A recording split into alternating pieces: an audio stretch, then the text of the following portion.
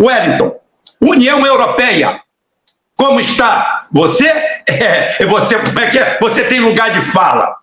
Você é sueco. Rapaz, a União Europeia está numa situação muito ruim. Porque, como eu falei há pouco, e já venho falando, e você também, né, e todos os nossos colegas aí que estão alinhados no pensamento de uma análise distante,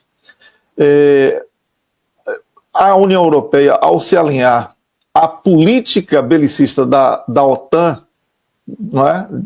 Que, na essência, é a cartilha de Washington com o viés belicista, a União Europeia perdeu toda a sua capacidade de aglutinação do continente, toda a capacidade de fazer brotar uma tendência a partir do chamado velho continente que pudesse influenciar positivamente em diferentes continentes e diferentes nações. Temos aí, como eu já falei da Alemanha, eu vou agora falar um pouco sobre a França, né, que é a segunda economia europeia, que perdeu espaço no continente africano de uma maneira muito acelerada. Os franceses foram expulsos do continente africano. Não é? Toda a escravidão moderna imposta pelos franceses aos países francófonos, essa escravidão que estava entre a exploração dos recursos sem nenhuma contrapartida para os verdadeiros donos e também para a sustentação de uma moeda que era o franco CFA, que alimentava de uma maneira extremamente gorda a sociedade francesa em oposição à fome, miséria e pobreza extremas do continente africano, com ênfase para esses países que mantinham ainda uma mega dependência dos franceses. A União Europeia quebrou, a União Europeia faliu, o euro, que tem o dólar como referência, porque foi uma das razões, inclusive, para a guerra do Iraque, foi que Saddam Hussein queria tirar o dólar para fazer com o euro, e os europeus tiveram que botar o rabo entre as pernas e se submeterem às imposições norte-americanas, e aconteceu o que aconteceu no Iraque.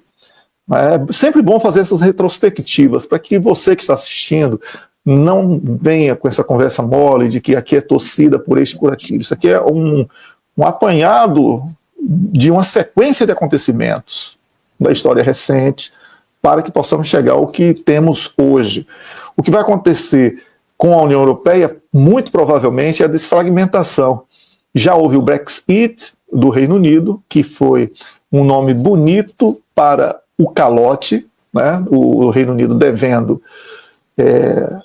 somente a duas pessoas, Deus e o mundo, né? Saiu da União Europeia para dar o calote da dívida na Alemanha. Foi o primeiro baque na economia alemã e, consequentemente, da União Europeia. Depois veio, como eu já falei, o período pandêmico e agora guerra na Ucrânia.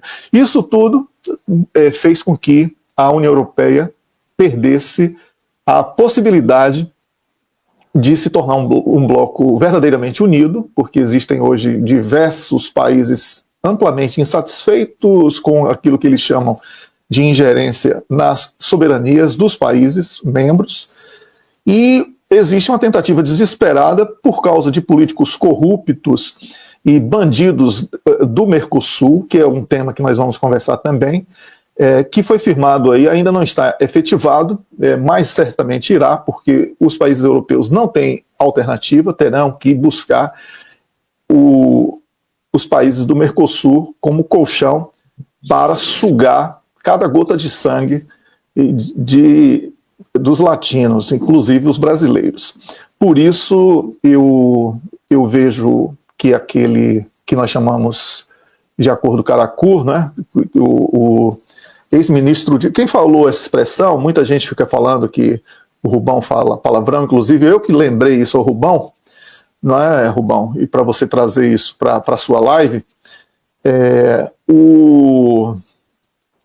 Quem trouxe essa expressão acordo caracu foi um ex-ministro de Lula, que era muito meu amigo, lamentavelmente falecido, Samuel Pinheiro Guimarães, né, numa entrevista que ele concedeu a mim, numa página que eu fazia parte, num passado recente, e ele falou que a União Europeia entrava com a cara e o Mercosul com o resto. Era por isso que era acordo caracu. E eu fiz esta lembrança para o Rubem, para ele trazer ao público. Então, e agora eu volto à primeira pergunta do Rubem, na verdade, o primeiro pedido de complemento na live, quando alguém comentou sobre a questão de ser baiano e etc., eu digo que a Bahia que eu faço parte é a Bahia de Gregório de Matos e Guerra, é a Bahia de Luiz Alberto Moniz Bandeira, é a Bahia de Raul Seixas.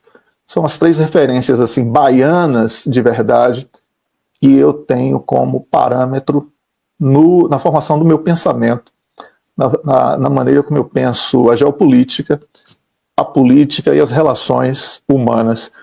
Então, são esses os princípios que norteiam a minha análise, e por isso eu digo sem medo, e morando aqui na Europa, num país membro da União Europeia, apesar de não ter adotado o euro como moeda, mantém a coroa sueca, que é a Suécia, eu posso dizer, sem medo de errar, que a União Europeia faliu, a União Europeia quebrou. E a Europa vai passar pelo menos 80 anos para se recuperar. Não é isso, Rubem?